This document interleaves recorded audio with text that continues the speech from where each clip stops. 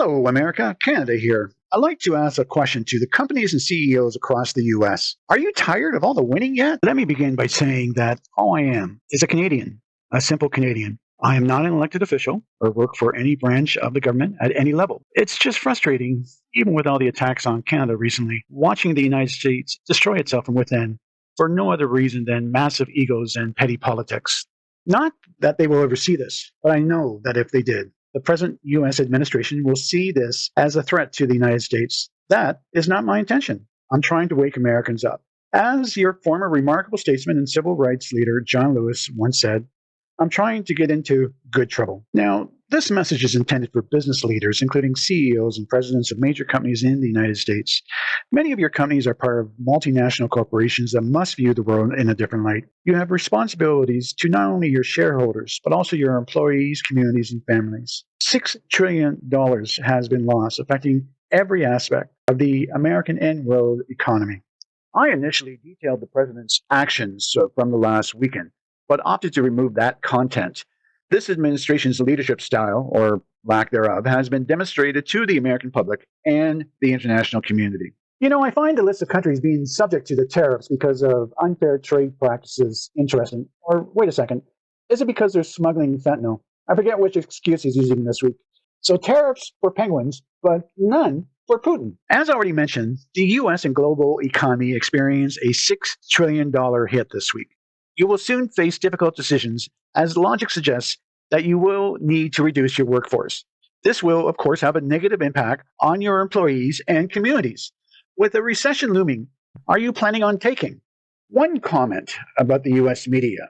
I'm not sure if I find this amusing or frustrating, because it makes me believe that you guys just don't get it. They keep on saying, we are in the middle of a global tariff war. But they know, or at least they should know, that is the one thing this isn't.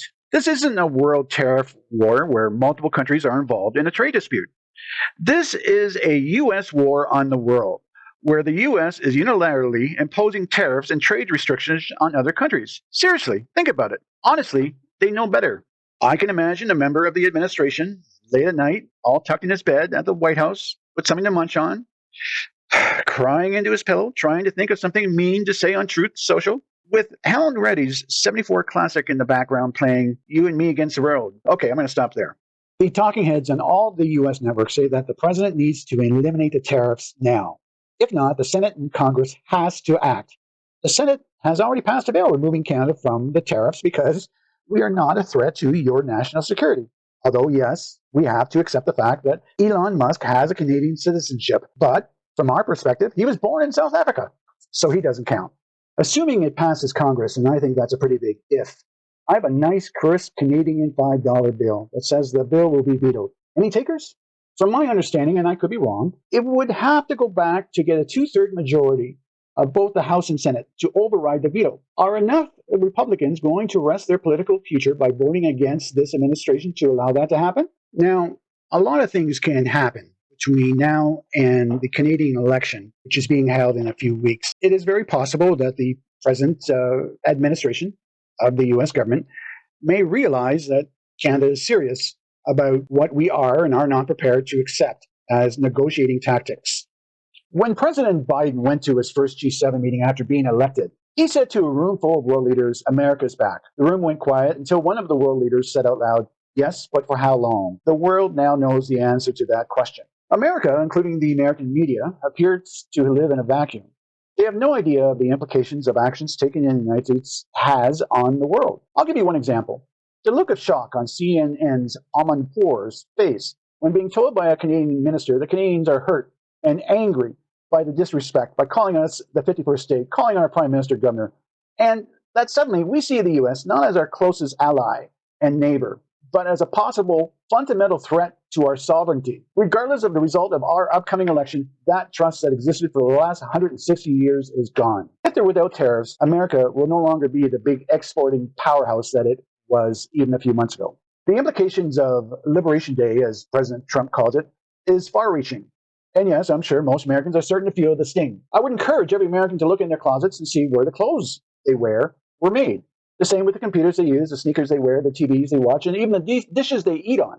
Then you may realize that Mr. Trump's golden age of America may only apply to a few.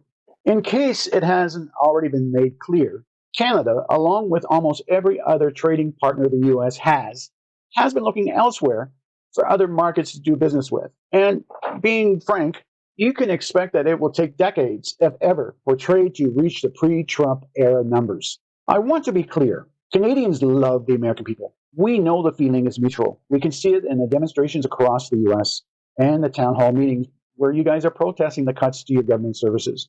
You will occasionally see a Canadian flag. We see it at our land crossings and even the nation's capital. I wish I could express our gratitude. This is why so much of what's happening in the US bothers us. Did you ever think we'd go from this Economist edition to this one in such a short period of time? Has it only been less than 3 months since the new administration took office? All this being said, why would a foreign company risk buying your products if someone can change their mind with a stroke of a Sharpie and make it impossible to do business with you? I would like to encourage you to keep your U.S. plants open, employ who you can, and keep supporting the communities throughout the United States for the domestic market. Well, what's left of it? Let me tell you about my hometown, Hamilton, Ontario. At one time, we had major companies in and around Hamilton. Yes, some of these I'm going to mention may still have sales offices and warehouses in Canada, but most, if not all, of the manufacturing has moved to the US. Many of these companies have been sold to larger multinationals, but I'd like to talk about the actual plans to give you an idea of the potential Hamilton has to offer. We were home to companies like Westinghouse, Firestone, Procter& Gamble, International Harvester, Massey Ferguson, even Lifesavers Candy.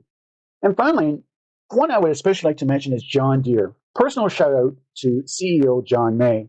I cannot imagine your frustration when the US president threatened John Deere with a 200% tariff if you built that plant in Ramos, Mexico. I understand that you had to make a difficult decision recently, but is it too late to change John Deere's plans?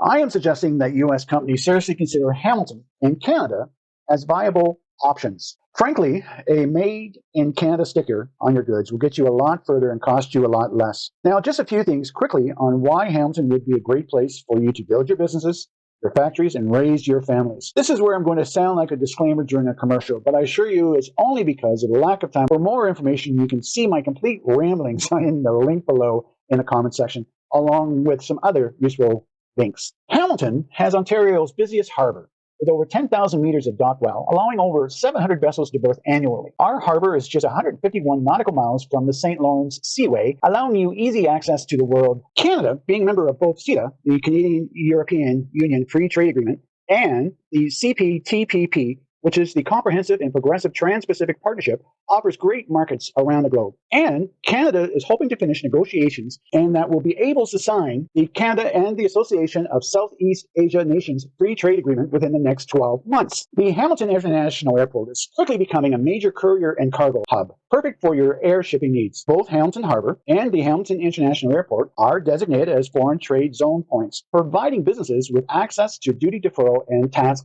exemptions. With a population of over 600,000 people and access to a workforce of 4.9 million people within an hour's drive, we have the talent to fit your needs. We are the home of McMaster University and Mohawk College, both of which are renowned research hubs providing a skilled workforce from around the globe. Hamilton is quickly becoming Canada's hub for green-related manufacturing and industries. Hamilton has world-class hospitals, including McMaster, hosting one of Canada's major teaching hospitals. Hamilton is also known as the waterfall capital of Canada. We have hundreds of miles of nature trails, many of which have shared access for bicycles. We have the Canadian Warplane Museum, the Bruce Trail, the Trans-Canada Trail, the Niagara Escarpment, the Hamilton Conservation Authority, and the Royal Botanical Gardens. We have great public transit, along with music and street festivals throughout the year. The list goes on and on. With all the uncertainty in the world, much caused by the present U.S. administration, you know you need to look at all your options. Take a look at what Hamilton and Canada have to offer. You might be surprised.